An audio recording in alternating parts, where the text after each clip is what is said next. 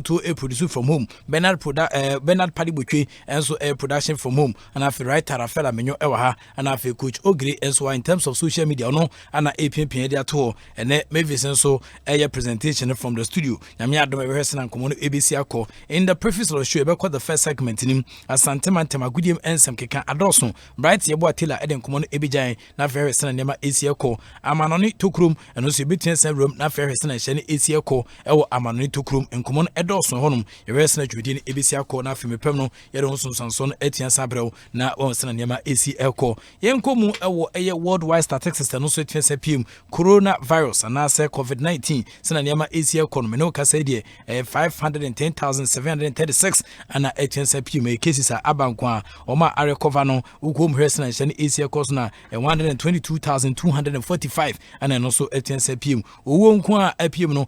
23,079 and TSPM Uwonkwa COVID-19 Ediaba enono. Oba Ghana cases TSA to Janidia confirmed cases no 132 and afi Uwo Makuma Kobes Miensa and TSPM. We any confirmed ones are the age of no speculations business and Mexico so but confirmed cases no 132 and afi so total deaths no 3 nipa Uwo Asempa no inyenya recovery bia Australia nema Asia kwa manfo keka no but mepam no yebekọ so adomo suko na fere sene nema Asia ko enen komone dos yebekom house fufu aka chenko kakra ho ene on betwen ko na fere sene nema ABC akọ ewon hihye no so ETSPM no in the era of COVID-19 den ana clubs no eye ede aboa sebea nyama ebetia tutu yi ede ama playing body no management team no ana face no tenka staff no ene dwumadi ahodo a wo mo so edi tenka staff ni na no den ana ETSPM we ene nkoma edi jawe ne na wo sene nema Asia ko so enu a me hye obo se memma eye nyama bia kwasiade a manfodium sikaye ye players no celebrities no wondium sikaye ewa bruchiri bia bruchiri na nyamya donam nya kudu a mede kwasiade a celebrities edium sikaye o Ghana enso beba na afem mepem no ya hye nyama papa manfo ye in the era of COVID-19 no na abo ama nyama etiansa kwi na no da me tudwa se o ma ye videos ebo toilet ni ho konia badi na this time no anibresem omunya san kwasiade na huni fa so ba ko sei obi a be ye video bia manfo mu sika gudem mon share sika no yento sanitizers fa chichen krofo yemwa and cleaning the communities na fiemwa and then in the education social distancing no konia badi aba na fe sunsu ebetiansa dia wo hye ensa ne semana ne dade no ni na no tobi fasi ujanshin ebetiansa aboa ema ne kromudwo a onso aso betiansa adwo ka kire se nanu ada mampanyi bi edi na nitmesa kire mu suapon bi aso e ekofa students omo mesi no mo kwa demonstration students se da bi yesua de no se da bi kromu nwo ya yemfa degree nya hwenti mu mesi yen kokko ema fawudie mra fawudie ba na mo besua de a ene degree ne ho beba mfa so enti se de oye nyina ye hu se ne biase mutie usika hu ni fa so ohia hu ni fa so adisua bebre hu ni fa so because omo asua de akwa akire pa besi sabri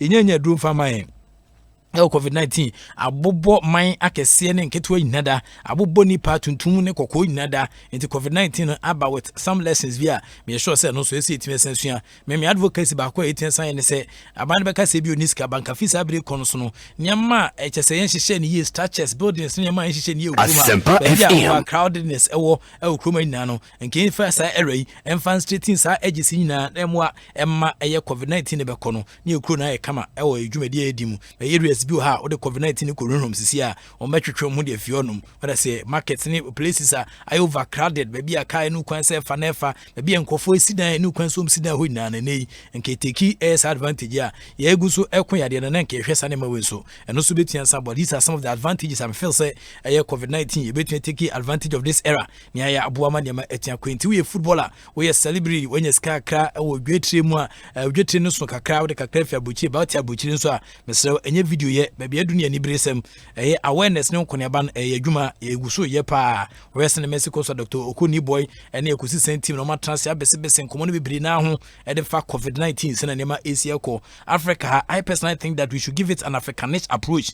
Enjoy resorting to the white friends approach no a man Africanist approach because say western adwuma city a people are advocating for lockdown. You can't lockdown nyanti ase hi go for be o kan nyanti lockdown ase nti obi bia kasa hu asa akwa it's not selfish reason ti wo hobo sese kakra bi obi ntu ntia se let us abide by the simple rules and regulations no let us adhere to the first and distancing no ebetua saboa emanei ne metua sakoye the lockdown bar then we are also going to encourage say what it means is that we are encouraging that the poor should also die in this era because escafo bia to twaduane ne ma hyedem tie no aso ti o makasa lockdown makacha so hyedem na onya adwuma didi anyansa ketua those in the compound houses facilities outdoor and on hye nyame adom may a little bit of presentation on that na on sana nema AC ko betway and na medi one dance here dey I've always told you that betting is better than sour but more than that so do hu betua sa gym na ohwema the more I betua sa twan the more and I betua sa di na betway out 20 times for bet na when you unlucky no yes and the bet na somehow visit www.betway.com.gh create multiple system which has more than 6 or selections na feature na fe so ohwemu ne sene Mexico so if one of your selections lets you down you will refund up to 20 times the value of a bet na the amount the more selections you add no the more and I betua send your bet in the back but more than that so don't beat and bet we move terms and conditions applied but more than that in this era no emfa japade anya hwe nti wasase bi wabetia koton o gold bi wabetia koton na de ko twa bet twa ne befu a na ade ne befu na amafo kiteska edro yi kra aba amafo ka se eno na etimi kunyade na se ebi stu immune system ne kakra no omunye ska emfanto era wo sem kese na aba nti betwe ene ade ba ko ebetia save yen in the era of COVID-19 betwe na betwe na mo ema ne ma etien ku infama e won hyehyɛ wodo bia oguzu edimu yen se bre beko eye bright ebo tela BYT ho na fa sentiment magudiem ensam keka papa yi ene nso ode kwanya yi abo enkomo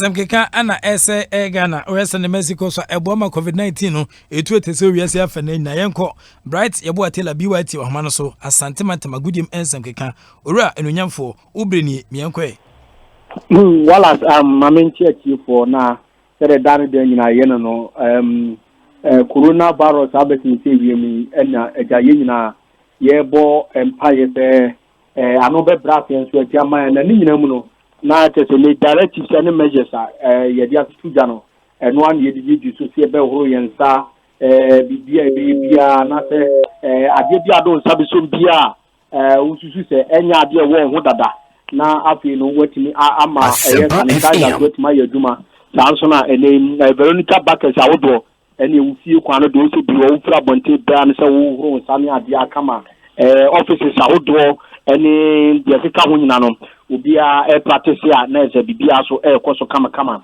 enso wo honom na wale obetemu asante mantama na eze ne sisi ameka se be se simabe edu enumachi no na tete nsuo no asase pipipi kumase about etimi akwa akote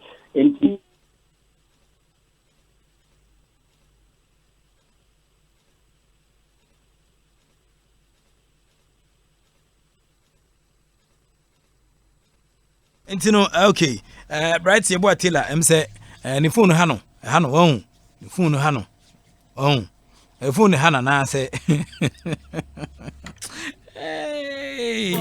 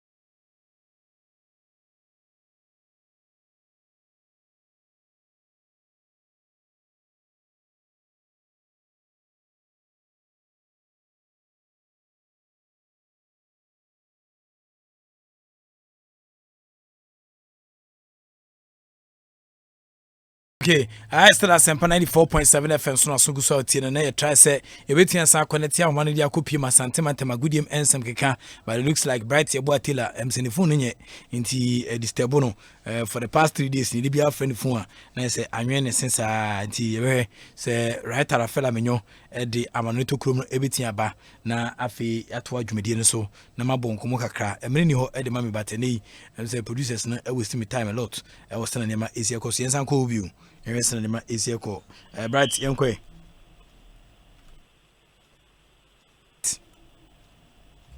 Hello, Bright. Hello, Bright.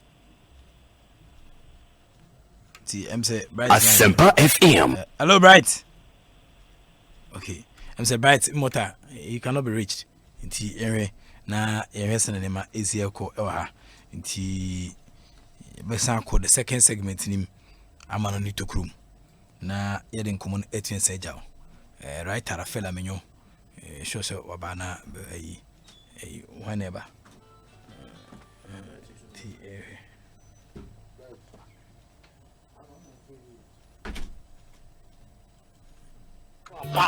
ana politicians ati o ma di football so akadwuma no o ma di football akadwuma no mo ye no pnt ni kasa blaster ball and politicians o ma TV VIP ana yi football for no ye Wallace normalization mo ba ye tan league na ne ye bonus kada so no e ba sam super tele ye bonus akwai ye bonus akwai ana ne ka no ye de be motion ye de be promotion me sorry me ma brana me nya bisika e de akwakoto boot te say na metia wotia una ngwala na camp every week bia no mo ba mo ni abai and also sorry ne wo send mo ba mo ni sa every player who 30 players o pia o problem na metia no dey yeska obi di koto apetition no anom obi yeska no dey koto week no wa ba de gina radio so no gina TV so omo na ye football mo na o power any need that hall ye go di me football people on wi enum apetition omo na ba be radio so ne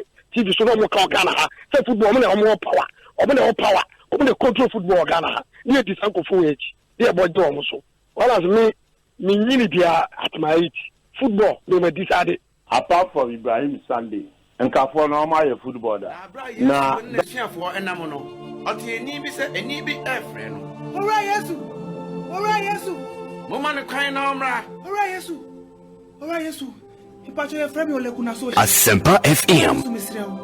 e na meye na Manchester United afa league this season way ko na koton Paul Pogba Maguire ena di gia na no na ka be bia mo win league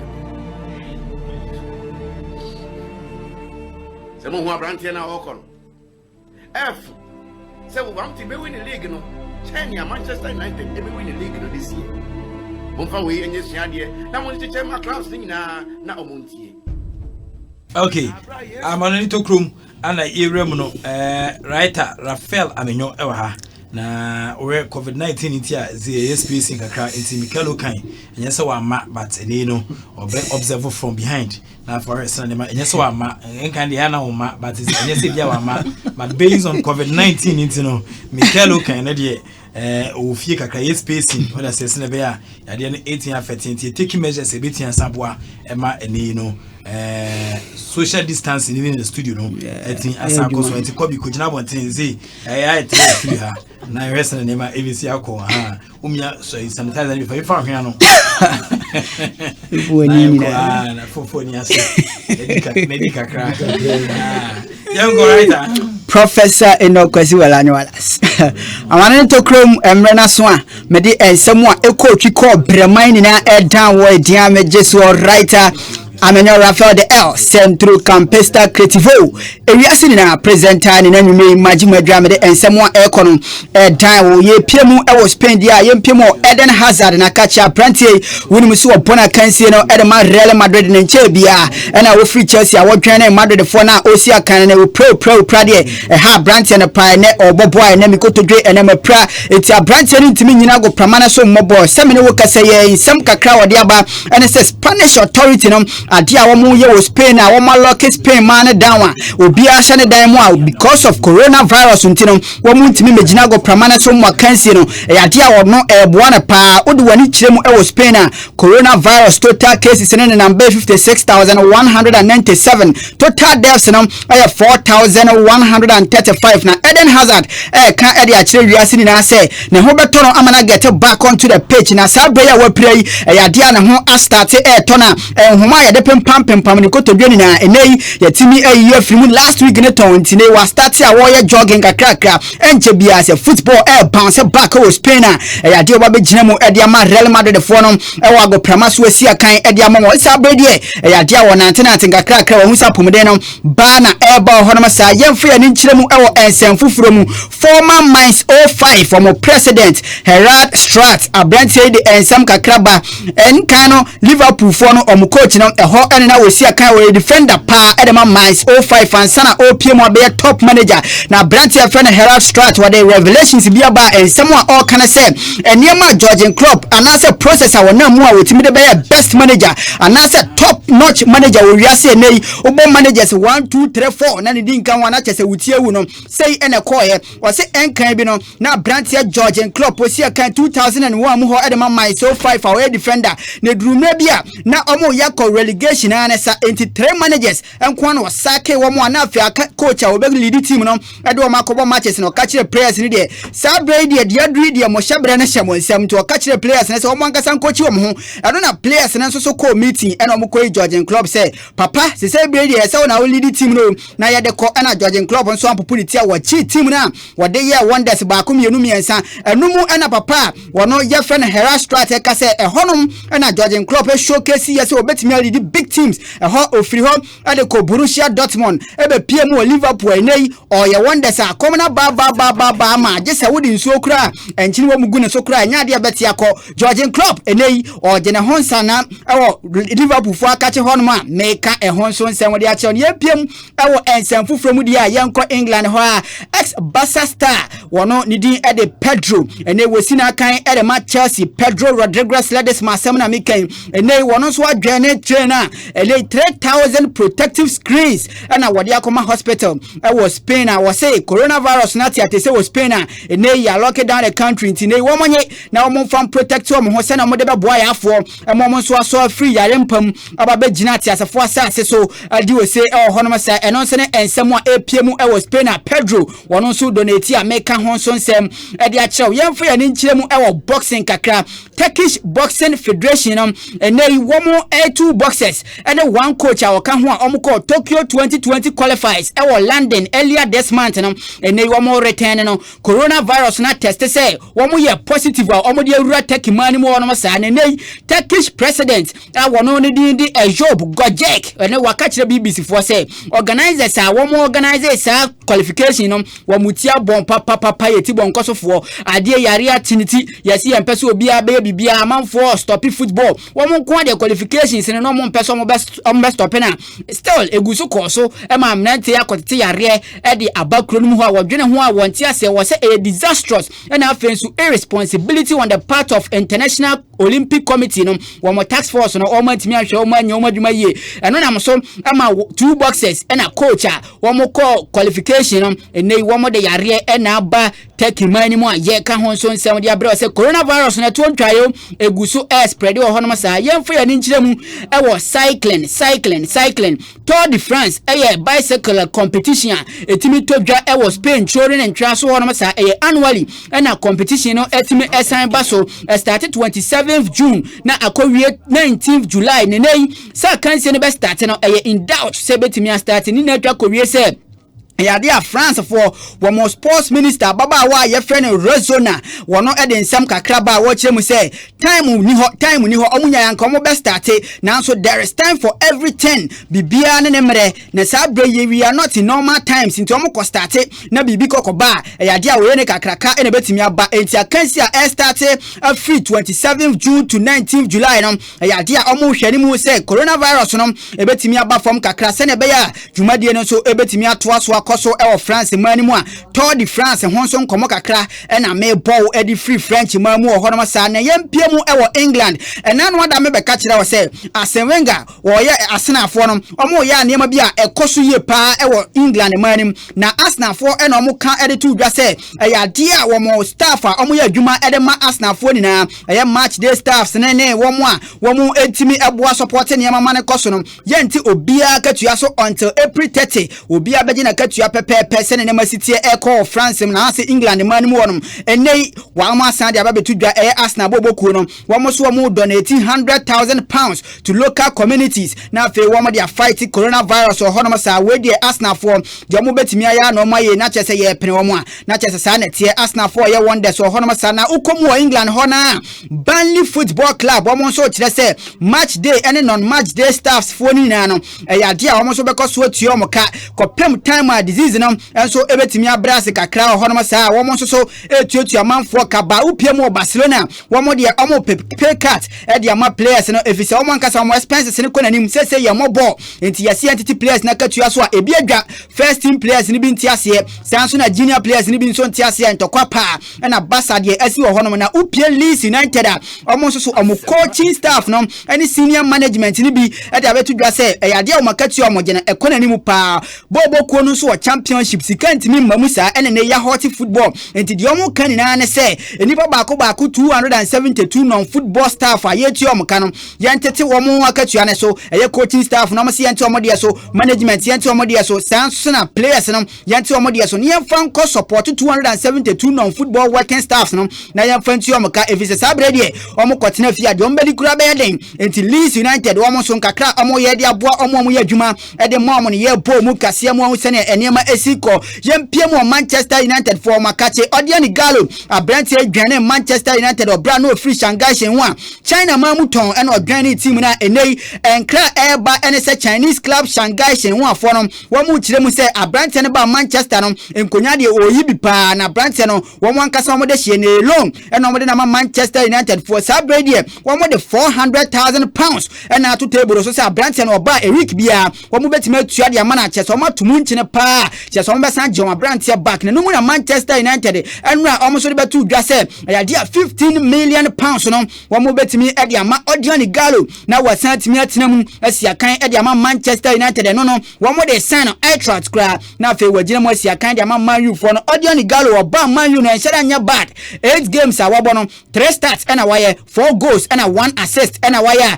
in China for no san hia na so omra we dia koya Paulino de ni bia wo free China ba Barca san free Barca call China no enu bia na SAP mu ho no sa o mani abre so mba be san be che Odiani Gallo amana ko China Shanghai Shenhua wo mo disika to table so enei okwa coronavirus adokro mo na so omo ye negotiations ama eniema timi akoso ye e dia mom ye pie mu onsem foforo mu dia Gary Neville papa we ya dia odwananum no ye pandit e wo TV so papa mire bi atwam ema mpanifo tam Valencia bobo ko kakraka no e de mane se wo ya dia pa se ne wo dina TV so no wo cheche tactics information a obetimi ya adwuma no etom di team ne man no wo ball 28 matches e mu 10 pe e na wo timi win ye ne sansa ke no wo se bre o call Valencia no adia pa call ye ya antimi amoa ye pa ne se advisor wantiam free say Alex Ferguson ho so call ye no na players ni bi nya de e bi twetwom ho e bi ankokwasa nti wo ye se wo ye senior wo ye junior be you free team nim nti ofre Alex Ferguson na no ye ne former boss of Manchester United no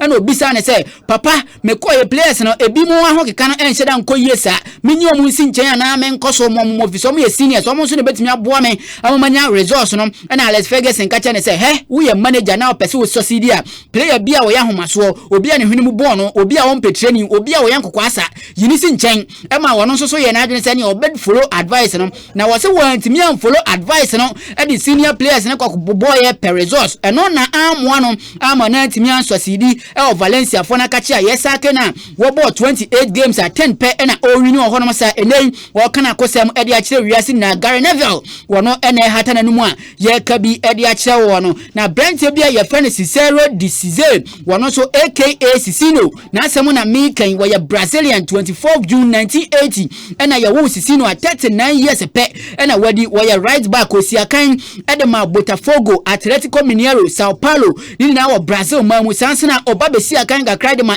AS Roma Villarreal ena Real Madrid na oba hobedin queen and no revelations are whatever no anu ase pa ya ka bi ade a kire o say bra or call Real Madrid no or call Real Madrid and then makoso ye pa na bosses be or Real Madrid okọ ho o ma yesa tuate dom ku wan fa ho ankobo o ma niam bia oba bia nse da nkoye obo players bi din obo guti din obeka abrantie we pa obo Real Madrid na nya asem ketwa obo Salgado din obo Ivan Higuera din and obo Eka Casillas Raul Gonzalez sam nantie we no obo mu din a o kire mu se emnantie we wo kuakuakuakuo wo team ni mu a okọ no wan kodwan ba akode a na chese ye yimu a sisi was a time no dressing room and maybe obeka no Salgado timi piem wo dressing room kra so obechia na kra yeden no watie obi a no watwa ne ho agya na chese sisi wo no odi yaw egu ne mu a senior players no mfo buo emane ba ko sei na de ba ko kan ya wiase ni na bastan sell no say was a petition re na re cigarette re de kai na ofa ne kwa was a bra odi 13 years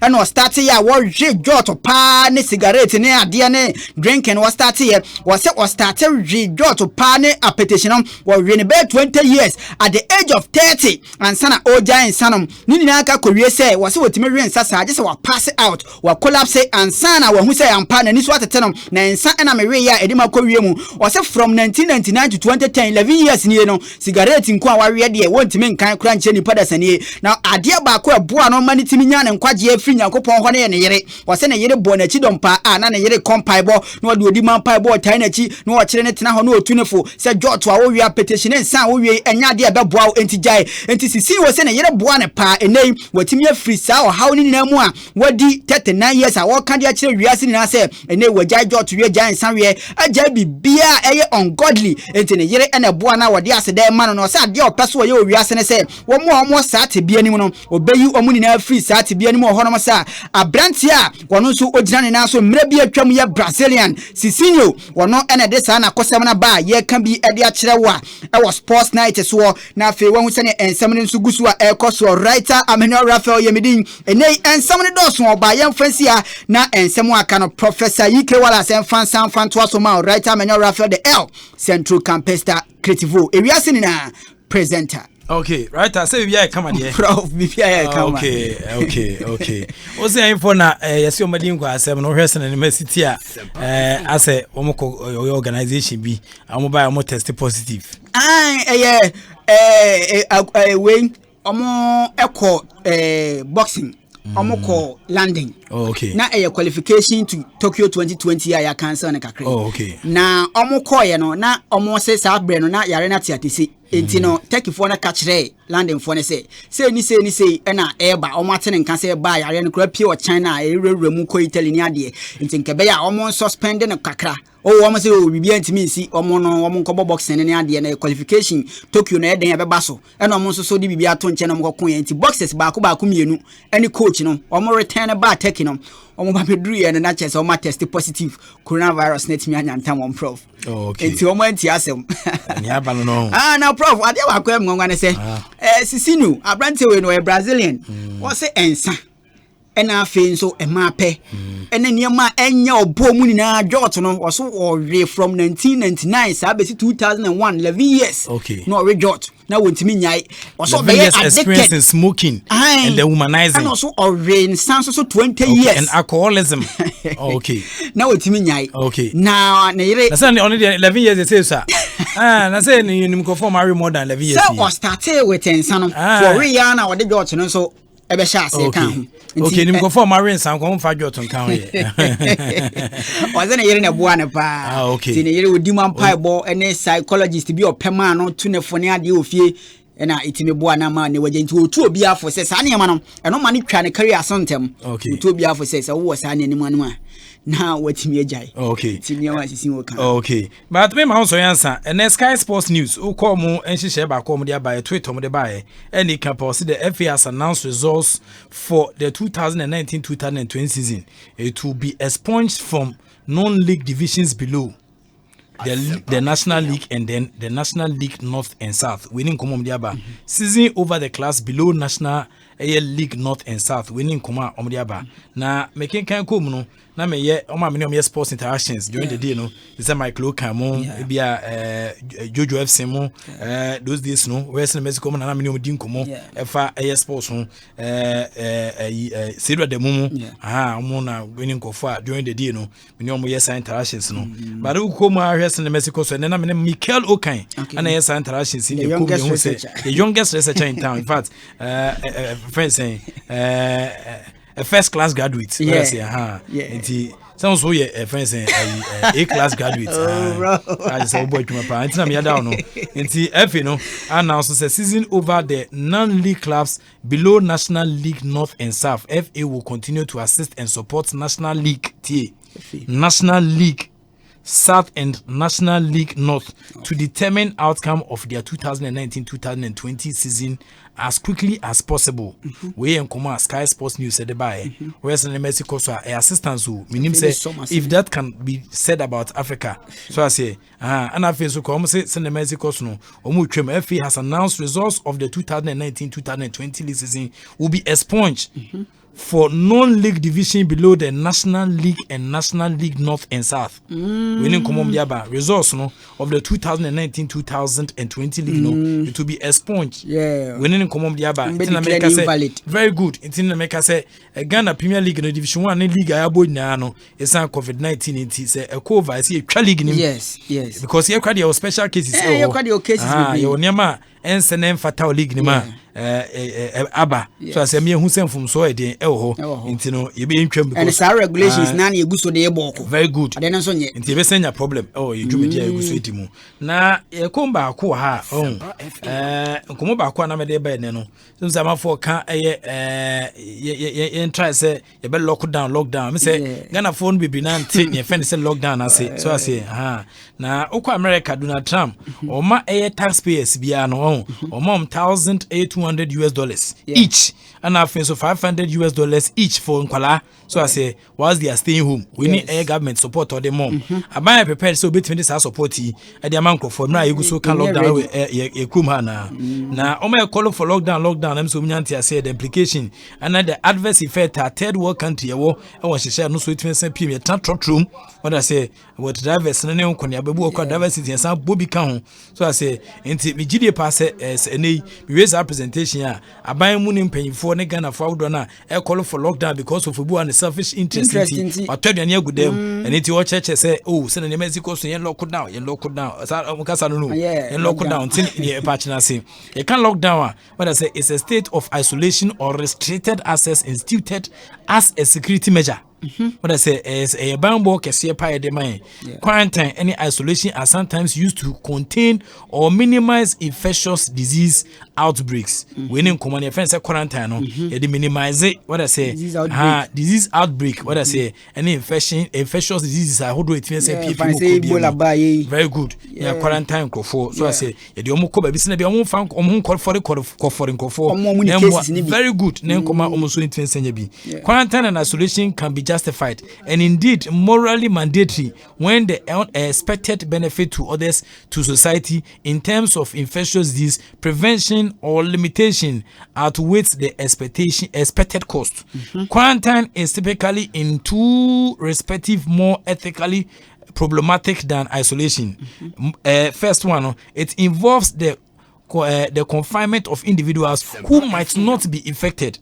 Secondly, it typically forces people who have not been affected to be in spatial proximity to those who have been affected. Very good.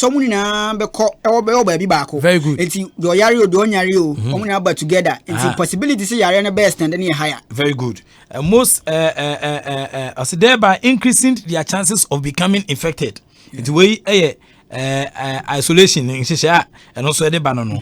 Over quarantine, it might be mandated for people who have been exposed to disease or refuse compulsory medical treatment, as well as when such treatment is not available, as in the case of the 2014-2015 Ebola outbreak in West Africa. Often isolation and quarantine involve not only physical confinement but also cognitive what I say, affective and then spiritual isolation due to the limitations in the interactions with respectively health workers, relatives, and then religious leaders. Often isolation and quarantine involves not only physical confinement but also cognitive affects and then spiritual isolation due to the limitation in the interactions with respectively health workers, relatives, and then religious leaders. However, we will argue that authorities ought to implement quarantine and coercion in such a manner that they have the strongest justification possible for those measures. For instance, at the time of the 2014-2015 Ebola outbreak, no available vaccine had been tested on humans. Isolation and quarantine were widely used to reduce Ebola transmission in West Africa. The use here Ebola was isolation and quarantine. It was widely used to reduce the Ebola transmission in West Africa. One example is provided by the case of the village of Sela Kefta in Sierra Leone, where the entire village of 1,000 inhabitants was placed under quarantine for 3 weeks after one woman died of Ebola. Village no can nipa te ona na almost 1,000. But woman ba ko penny wuye 3 weeks here quarantine na and the boy ma etu Ebola say okrumo. The restrictions on freedom involvement in quarantine and isolation are sometimes described as instance of coercion. In philosophical discussion, coercion is often taken to involve an actor. In the case, the state of some health authorities facing a person to do as the actor wants. And only in Shisha, you can't countries are locked down. Oh, we are self and then you can't send an MSC during the coronavirus outbreak. Obama, China.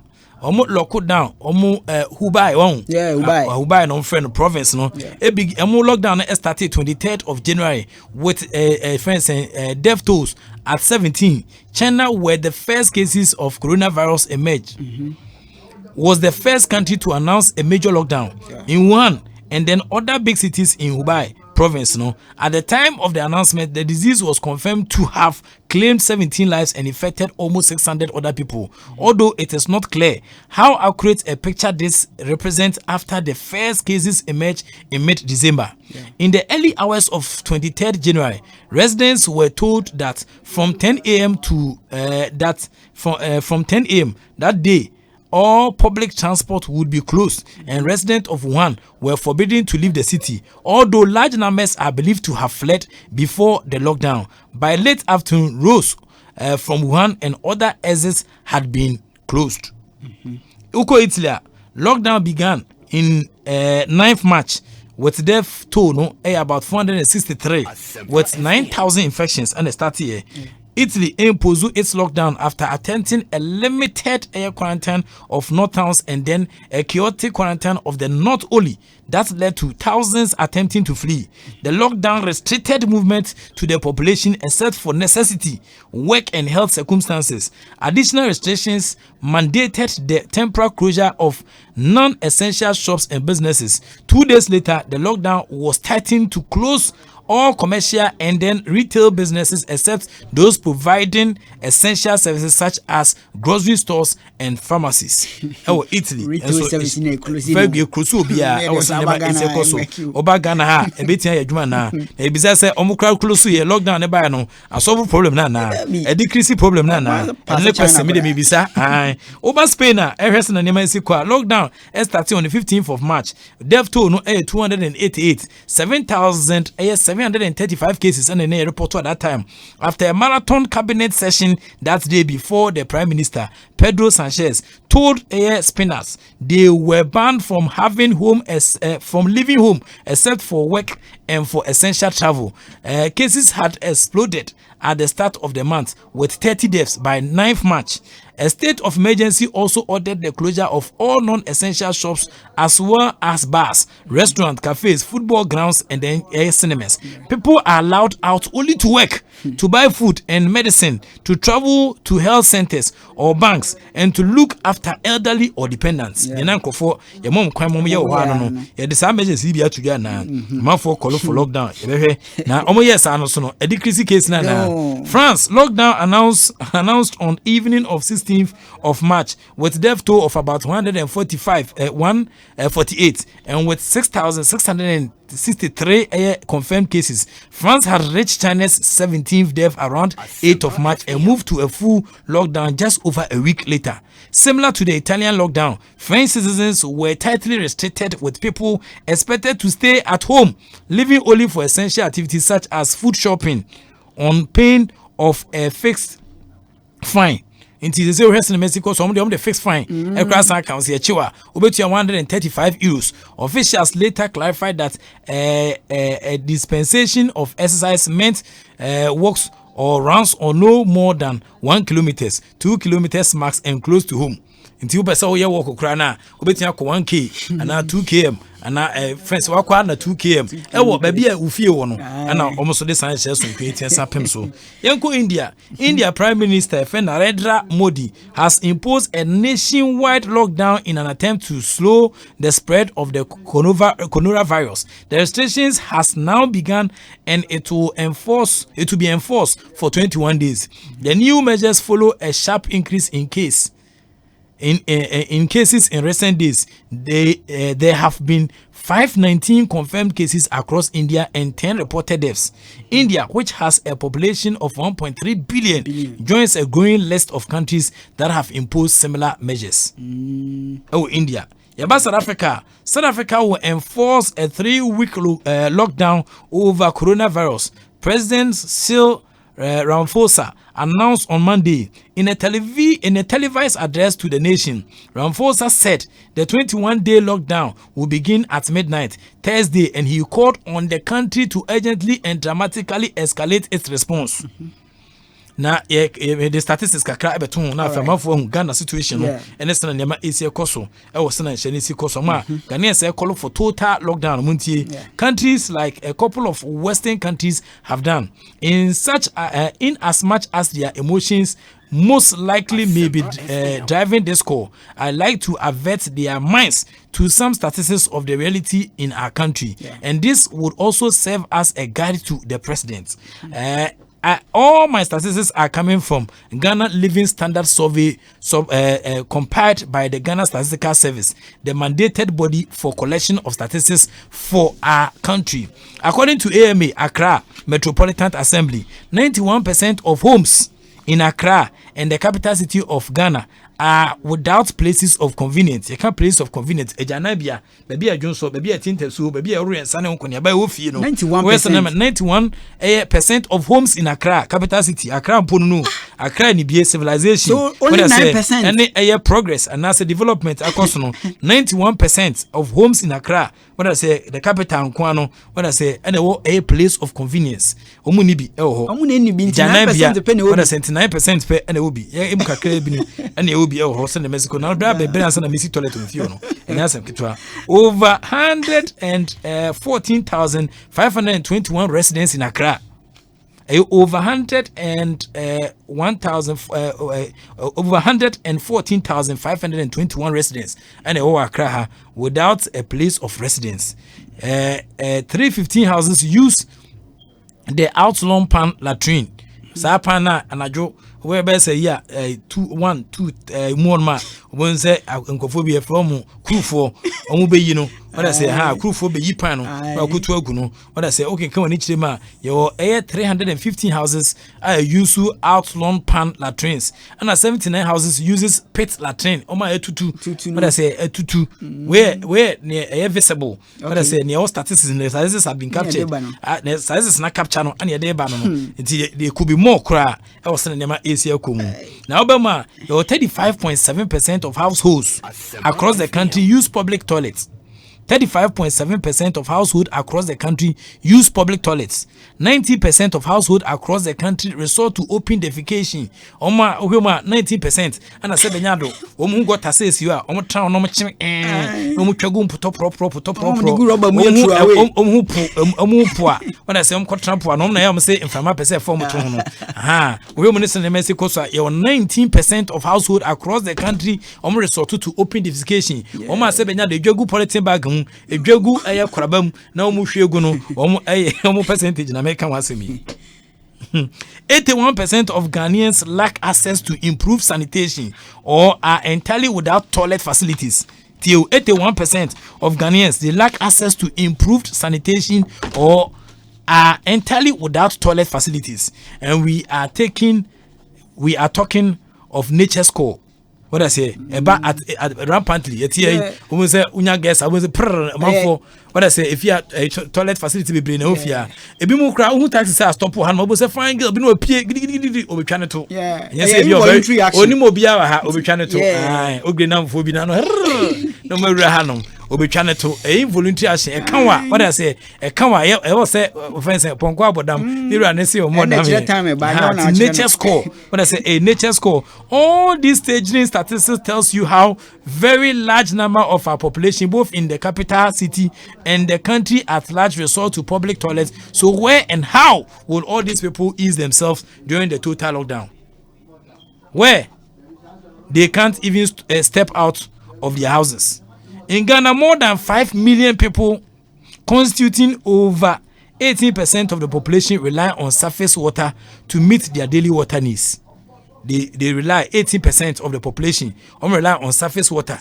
What I say to meet their daily water needs. What I say what I say percentage 18% of the population. 80%. What I say 18% of the population. Okay. And yes sir. 32.3% of households across the country have their main source of drinking water from well. Ebi tu fi abura. So I say enti e obe pie abura na ebu na bi ni fie.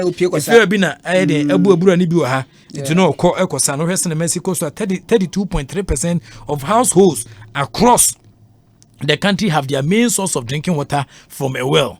12.5% of households use public taps. When I say bu onso ekobunso efi obi fie efie no ewo ho bebre ba hwe na nsuo nim efira ba ko pe na nsuo obu anu atuaka na wa ye 12.5% of household they use public taps. We hear in Mexico so yebu assemblyman na ye when I say ekomia say kwa the wells no kwa cafe kajon so ye aba na umia for the whole community onu no nsuo mu use ewo honom ti mo am can lockdown no monwene ho and let's say we want to say that we want the virus no to kill those who do not have money, poverty already omufie no omne epese kom. 93.9% households in the rural areas use either well or natural water as resources into rivers near that they no use. Those living in poverty often pay up to 10 times more per liter of water service from private vendors than their middle class counterparts connected to piped water service. How would this huge percentage of our population get access to water during a total lockdown in the country? 6.8 million Ghanaians, totaling almost 25% of our entire population, live on less than $1 a day. What I say? Right, I will see $1 we are maybe a show wallet. And come America that 2.4 million of our population are in abject poverty. What I say 2.4 million of our population are in abject poverty, meaning they cannot even afford to spend up to 50 cents a day on food. How do all these people afford to engage in panic buying so as to buy and stock up food that should last for as long as maybe total lockdown would take? It will take maybe a week or even months. 40% of these those within the national poverty track or brackets are in the 5 northern regions. We all know how volatile that region is, so are we not calling for national security threats if we are to lock these people down? And DS does not mean say you cater for them. but areas in Mexico so more cater for more families near that they settlements no or bedding. According to Frederick Ebert, on also our Ghana office and in Komodi Abanono, or say 88% of the workforce in Ghana are employed in the informal sector, therefore earns less money, has irregular income, and does not have access to basic protections and services of the state. In the event of a total lockdown, they would be hit the hardest. Have we thought of its implication on the threat to our national security? The Western countries such as Italy, France, etc., they are implementing this total lockdown and paying for the rents, foods, and other basic social amenities, among others, for their population during this total lockdown. Their dynamics and ours are totally different. Yeah. The question is, can we afford same? So before we copy blindly, let's look at our statistics, facts and figures before creating a big problem whilst trying to solve one problem.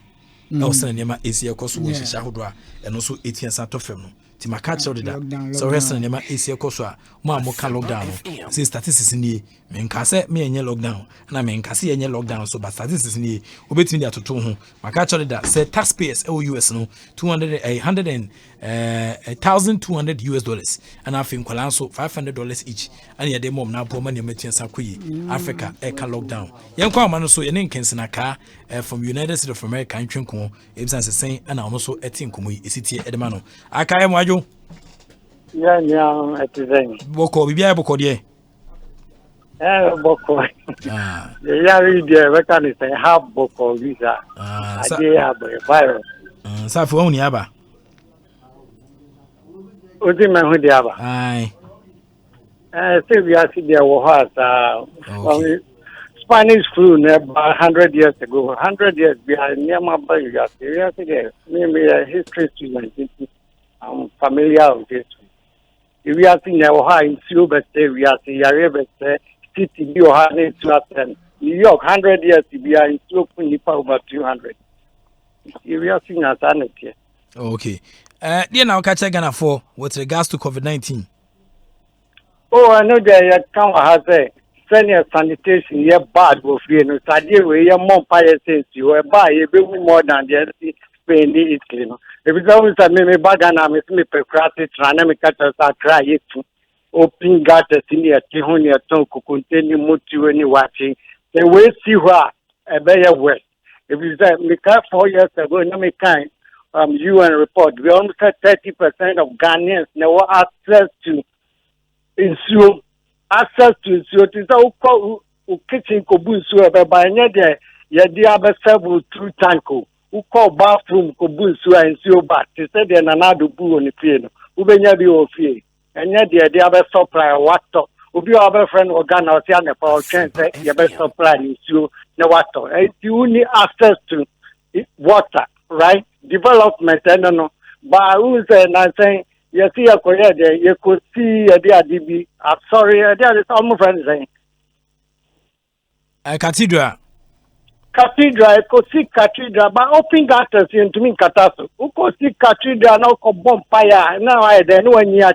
Ghana for you will between 35-40. We shall Ghana for 1 year 55. The whole world, the friend we have you need it. By there, a 50 year winter, not suffering say a bonnie. Ghana, you need bonnie. Ghana bonnie, of course, America, how 1 day, Ghana bonnie 10 years. But all we need to Metro America have maybe 70 years, maybe Ghana maybe 55 years. So a threat. Wrong. If we say open gutters in the Queen, malaria, typhoid, the Queen, Ghana for P 35-40 member on move. If we say situation there, almost solve who could see cathedral, or be a ball I had to go about in Antabosoka and still 2 weeks ago. So ball we never been to India, buying a failure and one. If we say me ball I have found my trouble. And I banning mommy baby to go. If we say me tax, government rose, me tax, madam for me, or say since or more class 1, ni mammy, market, W do so million chance him. A man I have found our market. Market, market, I have found our Mujuso. Remember, they could not con any Ajuso, Baobano, or Tini Mammy Juso, market for about 40 years, Copuso, we. Milom, it's almost your tax, almost your which is your system near bad, where they are more by Ghana. Yeah, Kenya Decatur. If it's a see at the compound houses, it will be that ISS separation. I had a say car all my list here, they were about 500. Where you was social welfare system. Ghana cast a transfer. One the feed you. Chrono never back. So we have been in the conditions where more about chrono. It is over my 4 high, about 2,000. Unemployment, yeah, on my party and $2 trillion. Yes, you'll be apply for unemployment. And I you were declining at 2 years, more 5 days. Near 1 day, Uber qualified. Me say me try 1,200 ever into me on my 2,000 in calendar 17. Wow. You for 9 months into Juma. Into me say 2 weeks in me Juma. But many tika ba fan say a cat of men met Juma or Aduma one of them tika. What your system? Into almost share and all man copy the area wa brutal if you say a brutal almost 16 on many matter. Almost 10 billion that have for Lusu and Dumani and Melly check it. But the system when you be a school na and Tadia Krana almost ma ubia $400. Now uba our high school, primary school, wakoto books a man. If it's a buy my $400, unfankoto accounts more. Uba tampa boa books a ma uba oko school. You need that welfare system maybe. It's almost right to say close down, yes, you close it down. What in the American? More you copy near too much to Africa. You copy into your mission here. If it's all kinds of being traffic, no Kojoma, Uberfidino, Ufidino. What in the American? Yeah. It's almost in your open gutters, no kata, so almost kata. And no idea, Reba. Ghana new 2 years, crown over 50 years. Ghana new need that. Opokunti almost 60 years. Obama is 62. Imagine say, would be to say Obama.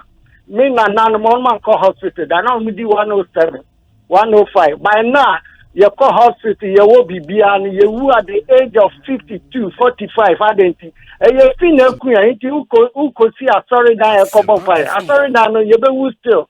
If you say, where common sense? Oh, yeah, we share news, Obia.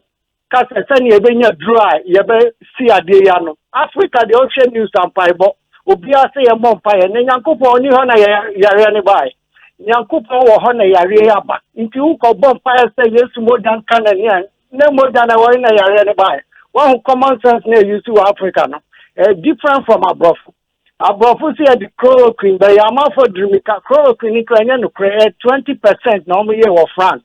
No medicine and clinical test. If it's a science, same be a man nipa 20 chloroquine na you. But the command nipa 2000 and virus not grow stronger. Virus high change. It is a see and the man nipa 2000 na yajuma. I say antibiotics the man when yajuma is almost like prescribing it too much. Sana science that here.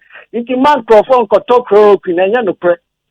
Clinical test the amount nipa 2 million na ye unse Trump can and the doctor is no correct. If you say nipa 20 to me justify say okay. Me chloroquine come in me organ no chloroquine na boss who na kika one no me that.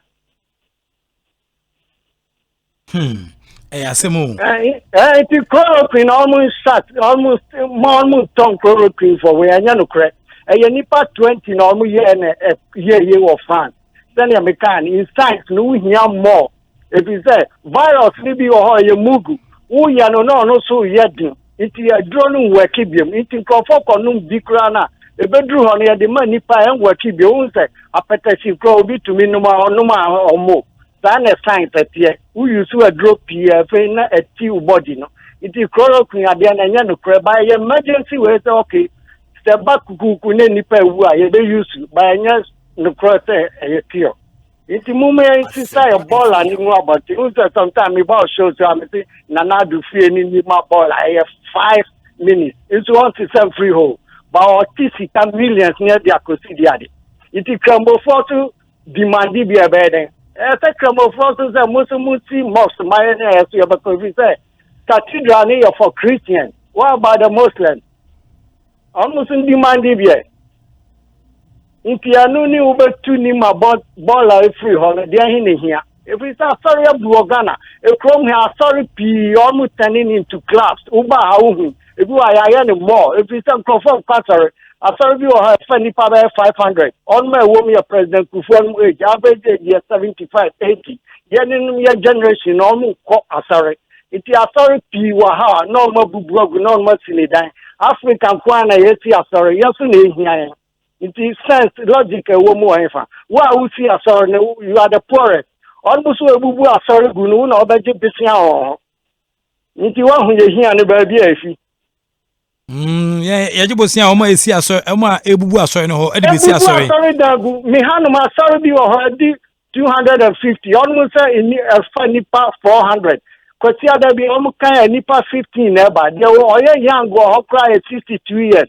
Into electricity come to almost a club and almost this side I more. Asempa, all those churches necessary.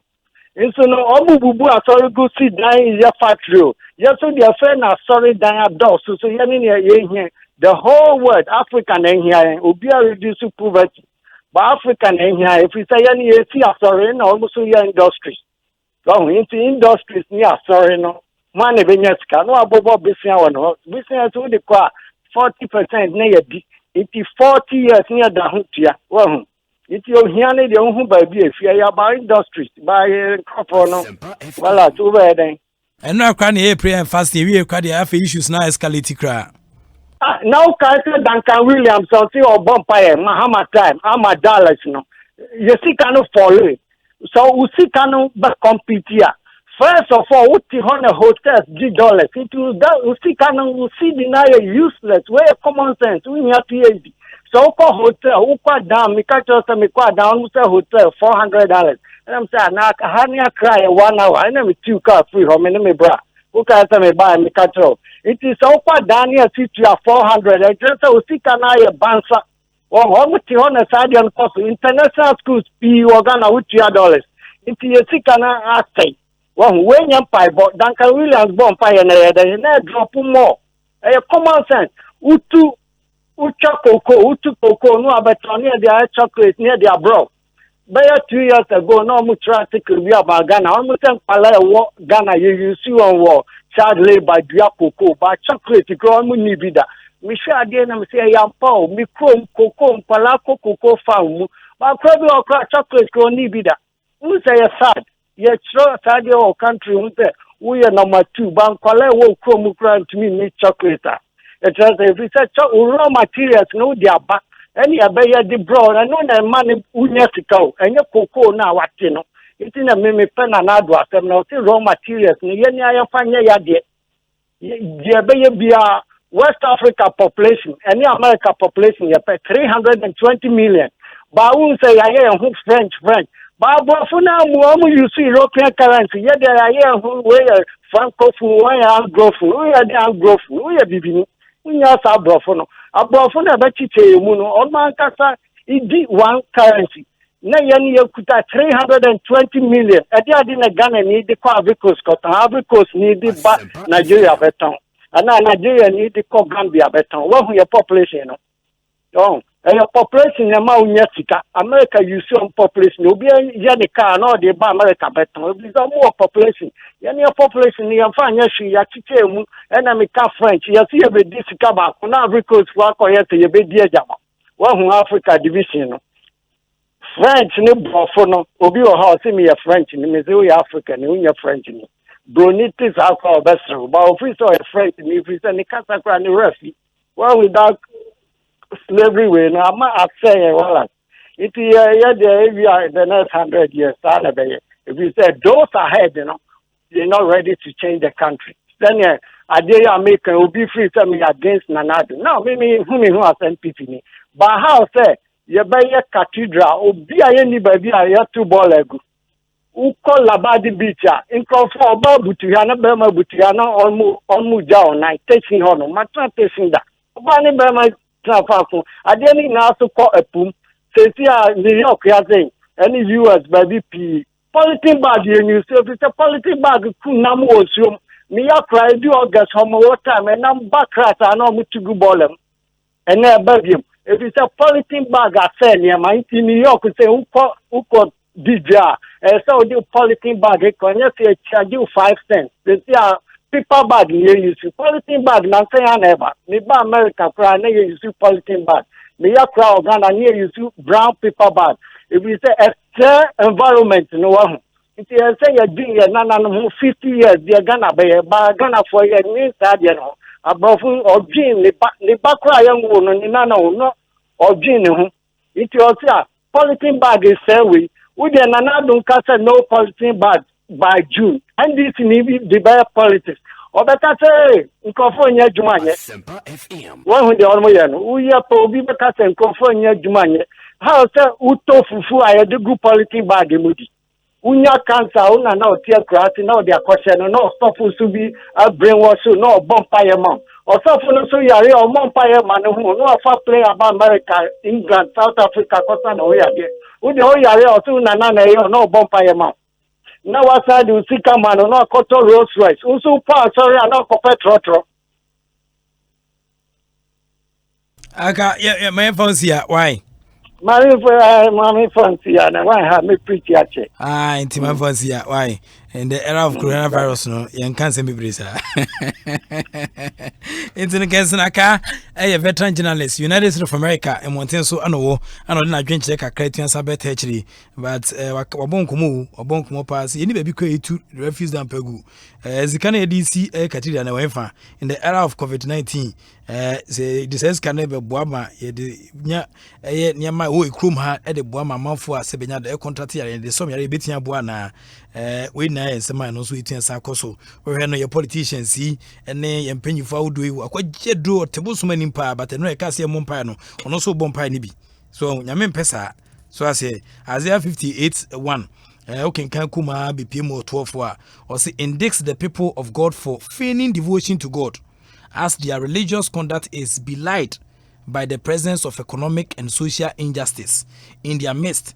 The people pursue God as if they were committed to God, but the evidence of their behavior exposes their falsehood. Inti yabompa we no say yade no kwa na ekosro Isaiah 58:1-12 o kenka be hu yenko Ghana mampanyo na eye nkomo efa lockdown no onfanyan. Whatever we do, people are talking now in Ghana about a lockdown, this and that. The majority of people who will be affected by decisions of that nature are the working people of our country, the ordinary people of Ghana. They're the ones who will be most affected. And it is important for us when we're taking these decisions to take into account their circumstances and conditions. You're going to lock down Accra. What are the consequences? Going to lock down the country, what are the consequences, or particular areas of the country. A government, a responsible government, is required to look at all the implications before decisions are made. And that is the exercise on which we're currently engaged. And I'm hoping that much sooner than later, we will come to an agreement within government of what those measures are. And then the Ghanaian people will be informed. Yes, and the Ghana Mampanyin and the Abano, the M. Wadwin home. I'm sure saying you who sent him a submission on a minimum so take care more ukofi. Intino, I do before minimum mutie. Minim pa se mo bi mo fide ni tafa a mutie sena nema esi ekoso muntie ne meka no na afi yempe another alternative beti aboa e ma yasomadwen e okroma nyesa pa de a ye de eba na nya de beti ansaboa afi yenko se na no meka kire o se afi ne mahu se players bi fatro ne kapre bi na me hye so se omoto fencing omoto sanitizers e de a chenkrofo yenko Arsenal for abranti bi me kwa bruchi nyame adoma next week na Sunday ye beba Ghana why near players, celebrities, footballers, actors, ne actresses, and Quasiadi on the Umsika no. A better behind the scenes, no Umsika, a better chamophobia. No one will say a cancer and castle being Sika and your penal dear.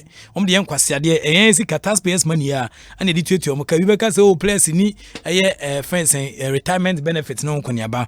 Tony Adams, alcoholism, Yadiaba born Fempa, or a former Arsenal captain, is regarded as one of the greatest players to ever play in the Premier League. The Ghana's legend was part of the side that won the league numerous times under Arsene Wenger in his early years. However, he often struggled with alcoholism due to the abuse of alcohol, and that eventually cut short his career.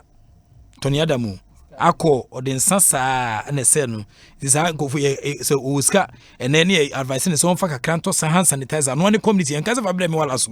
As I'm perfect here, but hand sanitizer say wa o great crime maybe the coffee. So I say, party person, and also rush hour and then hangover. In 2008, the South African footballer visited a nightclub after his side Norwich City defeated Sheffield United 2-0. The next day morning, still drunk, Patterson woke up to the fear of getting late to practice, wearing just his t-shirt with no shoes, and reported just his underwear. The former Norwich City player began driving the training grounds in haste. The police tailed him halfway and pulled him over. He was charged for drunk driving and had to be checked into a rehab. What makes his incident funny is the fact that he was arrested on Sunday morning and there was no training schedule for that day. What I say to share Abrantia and some reentio, a boon Sadia chain was so giddy so co training. But I say no share the boxes and quan, the pint and quan or channel, the name crum say, or co training. Police chain Sunday in the morning, no crown a chain, or Sunday morning, so team no crown your training referee, and some the air player no enono, only Jumedia Woody Monono. Embremu, our son Yama ACL co, I want to shout no so say pim. Mario Balotelli, Miami Kumano, or set fire into his own bathroom. On the day before Manchester City's historic win over the Red Devils in 2011, firefighters put out a massive blaze in the Italian player's house that caused him a reported 400,000 pounds of damage. The fire that destroyed the room of his mansion was allegedly set off by Balotelli's friend during an infamous house party in the French footballer's $1 million mansion. However, the prodigious footballer has proved time and again that these issues don't bother him much. In the match against arch rivals Manchester United, Balotelli scored twice. I was asking the case he turns out to John Gasa, who treasured to one film. I was saying, Yama Asia cost one shout or the Ebemu. I mean, call a research in me. Why? Glenn Johnson. And so, Glenn Johnson, even if you are a millionaire, the idea of getting something for free can drive you crazy and make you devise crooked plans in order to get it. Glenn Johnson's plan wasn't devious, but it was cheap. The English footballer was earning over £30,000 a week in 2007. Despite having a fat payroll, Johnson was caught by a security guard in Danford when he tried to put a toilet seat into a box with a cheaper price. Into a fire box, no, and no fire toilet seat, no, the share box now. Your price and the price no firm, no, and the share who could then call their court and a security channel. The former Liverpool player also hit a set of taps underneath a sink at the checkout to avoid paying for them. Or the Shadiase and Kodi BT. The Connaught police had to arrest the then 22-year-old footballer on suspicion of theft. Glenn was playing for Portsmouth then on loan from Chelsea. Glenn Johnson so Arawo Sema 18 Saturn no kwasadia o this guy no bi o ska no kuwia de air shop. Diego Armando Maradona, shout out to Diego Armando Maradona, the football legend Diego Maradona did something similar to Ashley Cole. In a time when getting into serious trouble was a routine for the footballer, the former Napoli star fired at photographers and journalists with an air rifle outside his Buenos Aires country home in 1994. The shocking TV footages of the incident shows Maradona was found guilty of assault with a weapon, crouched behind a Mercedes, and two other men firing a compressive air rifle at the media for evading his privacy. The legendary air footballer was handed a suspended sentence for his reckless and dangerous air behavior. Media fool no fair to an auto the bomb or teaching of fan for their account and auto bomb quasadia women scum dear way no. Ashley Cole gun incidents in February 2011. The great left back handed a major air controversy when his carelessness ended in an almost fatal accident. Ashley Cole was having a good time playing around with his high power 22 air rifle guns at Chelsea's training grounds until they accidentally fired it at a student who was just 5 feet away. Opeja need to know our training grounds so and of fire air students he was about 5 feet away from him and of fire students. The students near friend said Tom Cowan was injured and was given medical treatment right away. Cole later said that he didn't know the gun was loaded. osi tu no nim actually ko Jimmy fo onye sika no hwe no kwasade a omudi omsika no ye weso na oshutu ye nyame adoma me se either say Sunday na next week meba African players any Ghanaian players kwasade a omudi omsika ye na afa wahu se sankofo enye nkofo ese agejom so kroma. Sergio Aguero, police officer attack. Sergio Aguero, Tottenham Hotspur player, in May 2016 was involved in a controversy when he attacked a police officer outside a nightclub. A correctional court in Paris gave him a suspended 2-month prison for using violence on a police officer. Sergio Aguero also police muno. And what I say, oh brim no sibrim no chese. On va police nya hwe. Ni omunye ska omudi ye no. Ini bebre ukroma. What I say police stop omunyina na okọ. Charles Nzobia.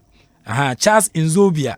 I also a French footballer. Charles Nzobia is good at driving the ball with power, but when it comes to driving on the road, he might have some troubles reading the signs. Signs say road no, and the audience so besua. In terms of license, the Wigan Athletic Air player had to attend his driving test, but he has not prepared for the theory part of it. The player found way out to skip this part, as he paid someone else to sit the theory part of his test for him. Nzobia was lucky to find a person to praise him, but he was not lucky enough to escape the law.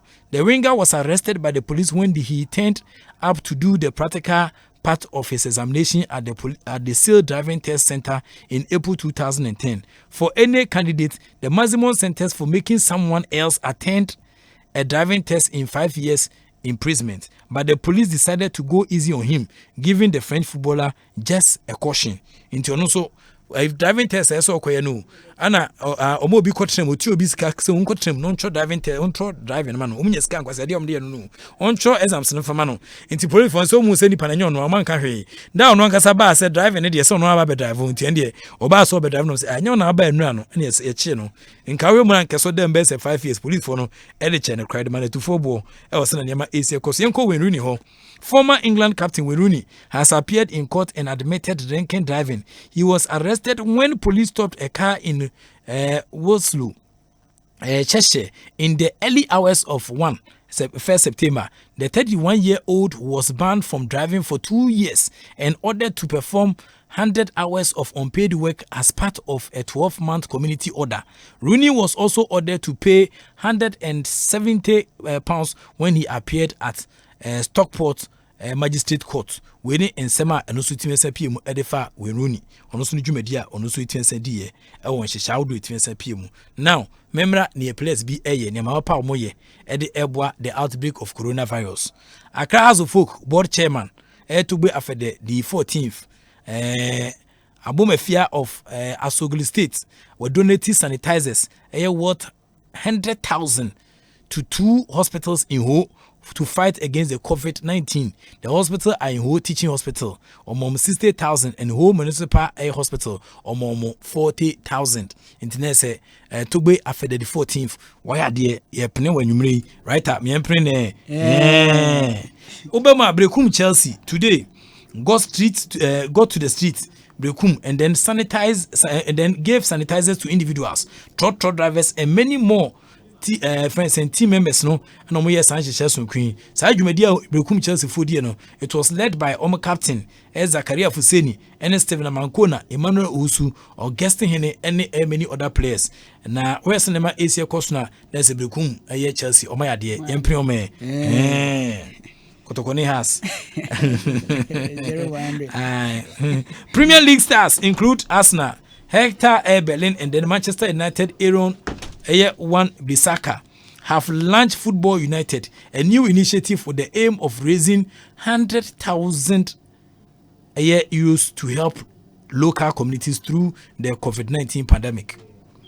Bellerin and Wan-Bissaka are joined by Chelsea race James Crystal Palace winger Andros Townsend and also England striker Callum Wilson, or in pledging their support. Arsenal have pledged £100,000 donation to local charities supporting the fight against the COVID-19 pandemic. Manchester City manager Pep Guardiola has also donated €1 million towards providing medical equipment for the fight against the coronavirus in hometown Spain. Liverpool forward liner Sadio Mane has made a donation of 30 million pounds, which is about 41,000 pounds, to the National Air Committee fighting against the coronavirus. Air Senegal. We need near Sadio Mani why or Senegal Kwanono. Oba AS Roma for Oma deliver 8,000 pairs of protective gloves and 2,000 bottles of hand sanitizer to churches around the capital, where they will be redistributed to those who are in need. Whilst International almost donated 300,000 face masks to the public health department. First team players and staff at Inter almost donated 500,000 euros. Whilst a friend saying crowdfunding campaigns set up by Roma, Milan, Juventus, and Fiorentina have each raised more than 420,000 pounds euros. A campaign set up by Lazio highlighted the importance of people continuing to go and give blood, reassuring house Bar's residents that it is permitted and safe to do so. Milan striker Zlatan Ibrahimovic also launched Kick the Virus Away campaign. Na campaign no ansa launch ne sake Kenyan ho, right? Or the 100,000 euros and a shame. The same for this can be a come na 250,000 euros as many can say. Others including Spurs striker Andrea Petigan and Afinso Napoli captain Lorenzo Insigne and Afinso Torino forward Simone Zaza and Afi Juventus winger Federico Benestazia. Women na players they have raised to donate more than 430,000 euros between them. The former Roma and Italy forward Francisco Totti also weigh the donation 15 machines for monitoring vital signs to a hospital in Rome. The largest contribution came from two of the biggest names in the country. The former Prime Minister Silvio Berlusconi, owner of the third-tier Monza, and also former president of Milan, and also a 10 million euros donation to the Lombardy region to Tuesday to help build a 400-bed intensive care unit at the Ama All Stars first baseman Freddie Freeman also a pledge $50,000 dollars to Atlanta Food Bank. Say Omuntimenje and Afi Wasama Kitchen program that provides emergency assistance to food services workers. Freeman as well as donated $25,000 to the Salvation Army, bringing his total outlay to $125,000. Bayern Munich striker Robert Lewandowski, on and wife Anne. And then the wife who near on or donation on Kwanko, or my wife and Susan can be count, or my donate €1 million. When I say Nina said on the COVID-19.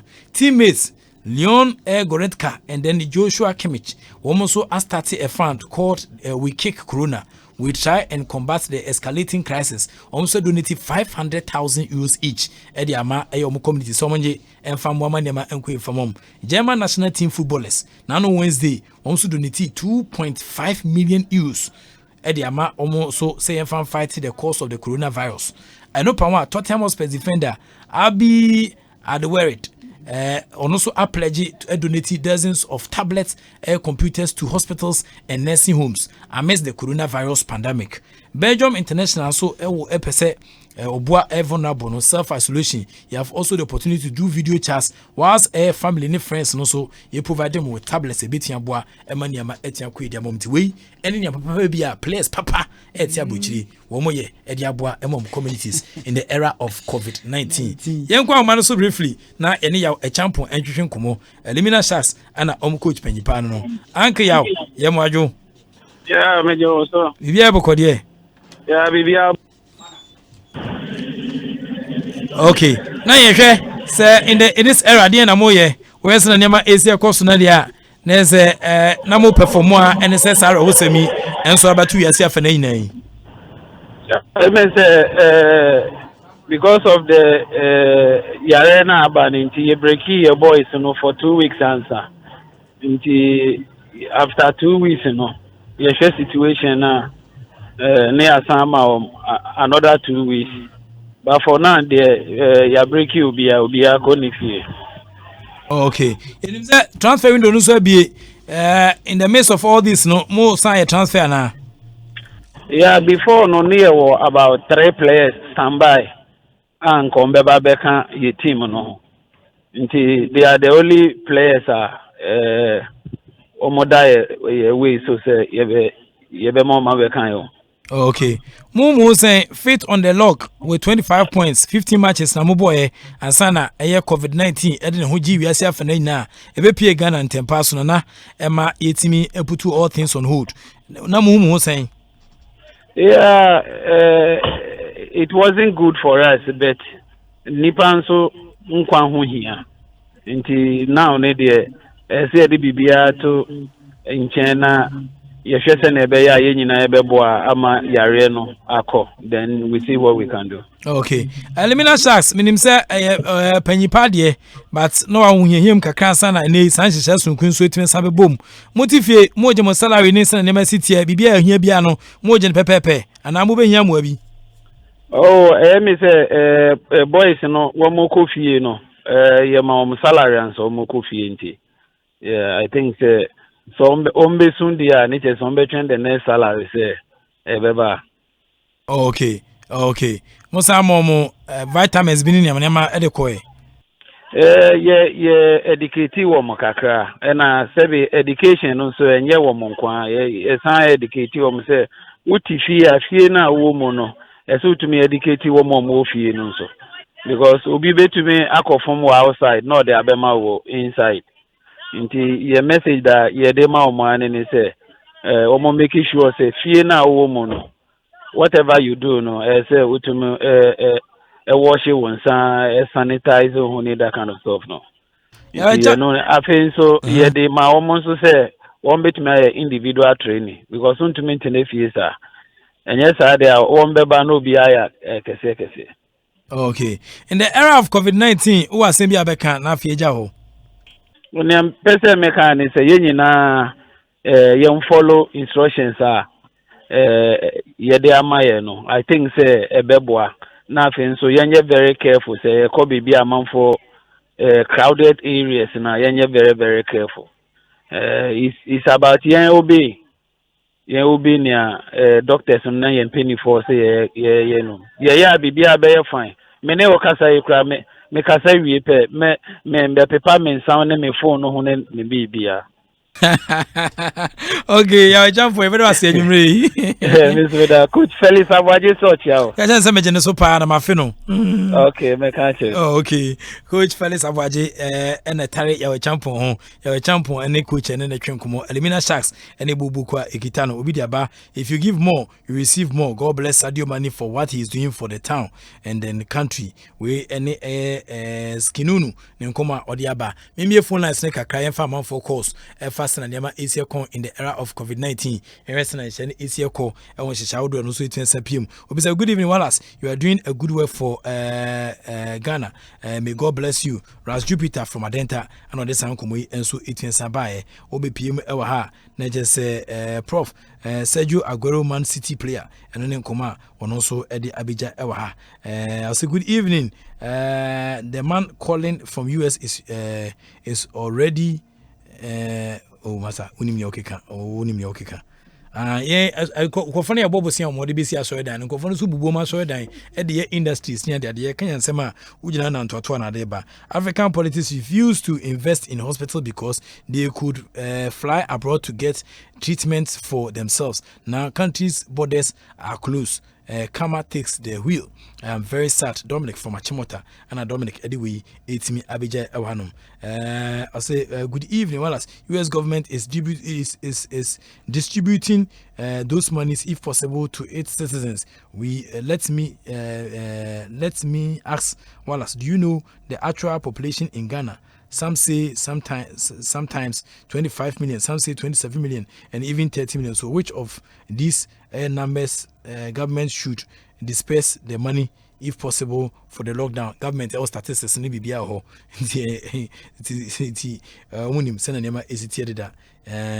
Based on people's arguments, no way we choose to send an course no.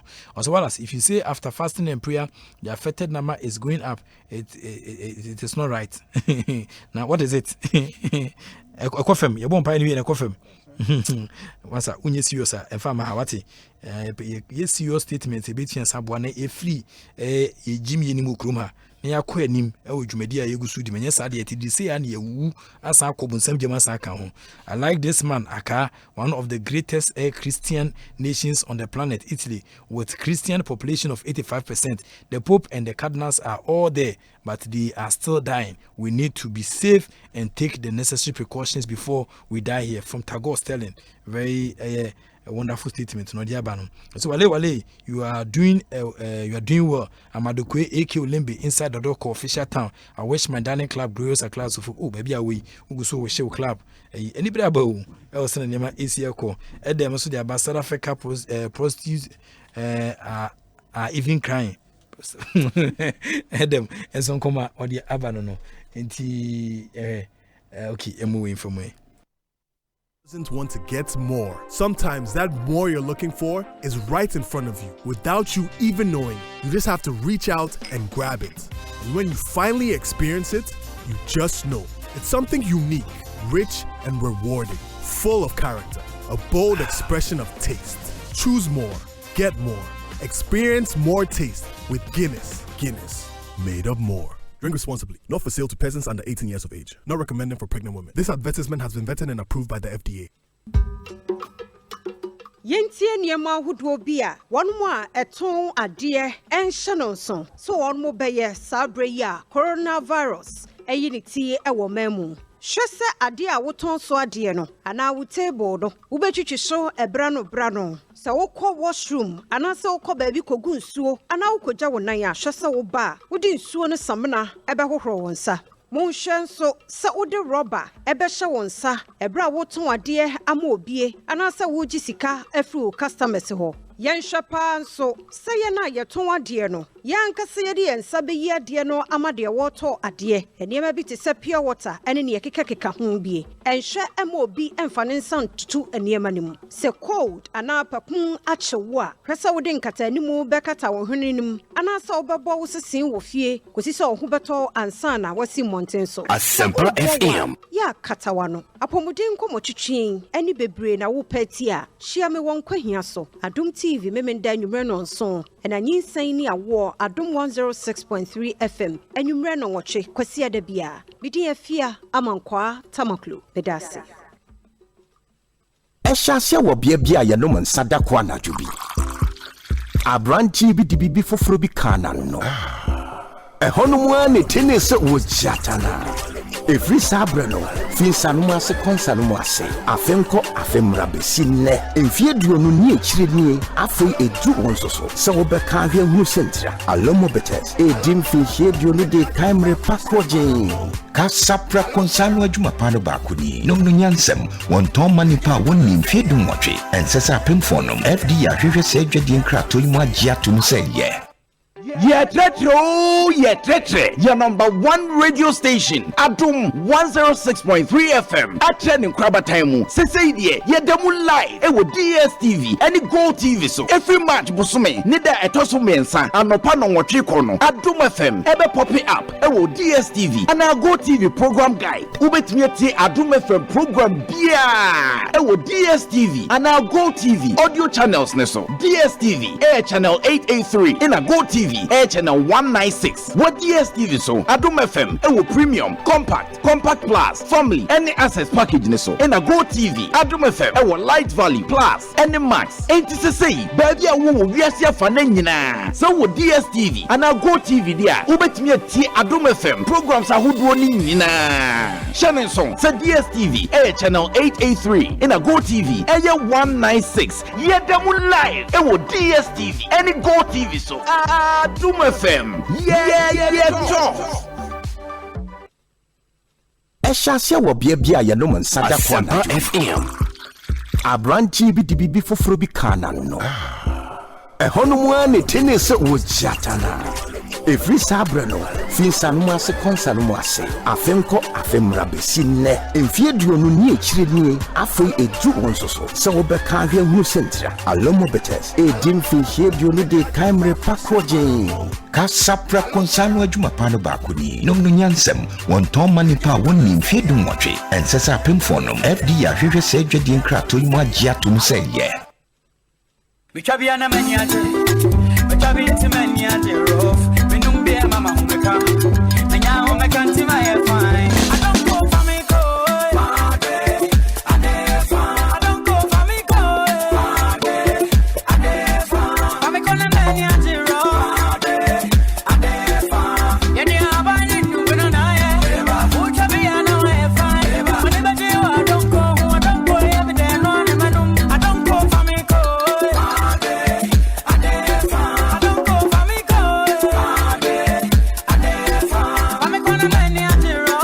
if you do what you are menom, and Yama Apenfo, so put it to a free 0561 200 333 and 0504 499 977. And what drinking spots be? And don't go bitters. Edemufua.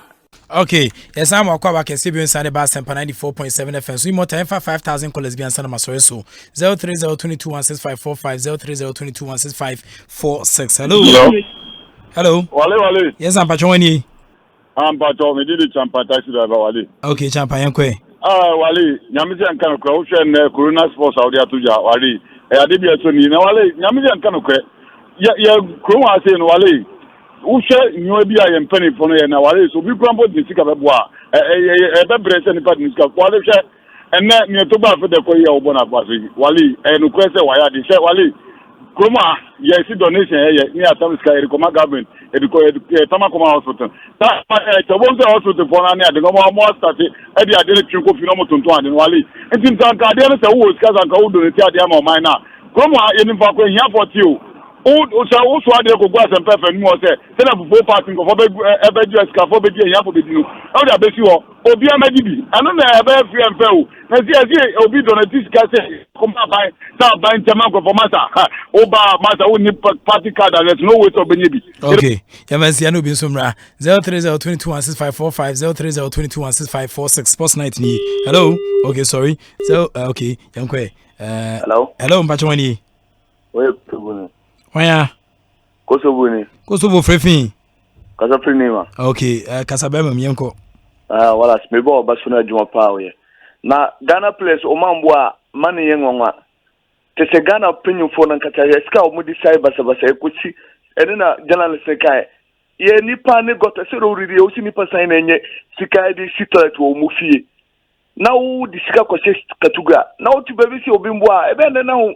Nipa na ka nipa na kuma Wallace penyin fo na kaso omuye omadwuma yie omuye adwuma na bibia dada yi a obi bibebe ka na kuma se odisika no kokora obetima ye adwuma nie ema obi aye ba obi otu bebi a odisika no kokora obe wi ase uhun bebi afa enti na Ghana players omumbo an sometimes mblemu omu udisika ba eye hun su na aye basa Wallace urunya me adwuma Mate me da say 03022165545 03022165546 ubetia baby. Hello. Wale! Hey! Wale! Hey! Wala, I can say the way your presentation, what kind of kernel, and there was the winner be that. Now, we talk about the two before the kitty, and so for one year, there was no young talk, multimedia, Mama Duma, 25 years, after standard. And then, what happened to FM, and they FM, and one of the best. Media station or the Ghana. It's in the phone walk on your so at the bombing in our Basu Baby and Mundino. Yes. Well, I'm married and Ukraine and your personal. Come for the can see it. You can only do. I have tried any captain of me. I'm almost a candidate in that monka. So I say, if we are coaches in the same thing, and they Gadola and they are donating €1 million. And I will say, Calamasi, Zero. So what that? And you know, you got to see a place of the Mojanum. And so what that? And I'm going to for me one now. And you must say a place to say, what do you think for the past 20 years? You got to cut our minor and black Yama Branta and call my JD. And that's one for that 20. I'll call down $100,000 over cap. And no kitties canoe. All who's on part of a lot more. And you must almost say, any moment from now, just tell you who's on part. Okay, I'm saying what you have so be for sober. Hello. Hello, good evening. Yeah, good evening, Pachwani. Okala, Bishop Amasala. Okay, Okala, young guy. Yeah, Prof. Ghana for my dear taxpayers man night check. You see, I Ghana for a young match here. I also might be there. What you say, they said, and they did it. I'm some 7 o'clock on the year to cry. Now, Ghana for place, you know. There, Yamu boy, free my own boy. South Africa anyway. Young coffee, young for what you be. Only a chief greedy. Bye bye. Okay, but ever last one, now as also. Hello.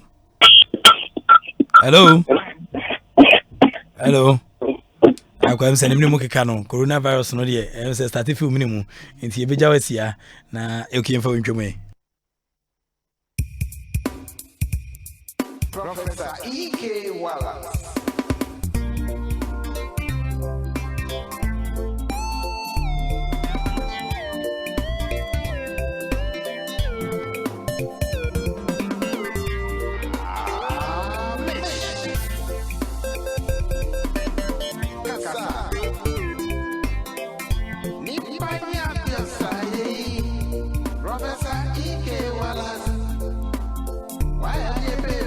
Asempa FM.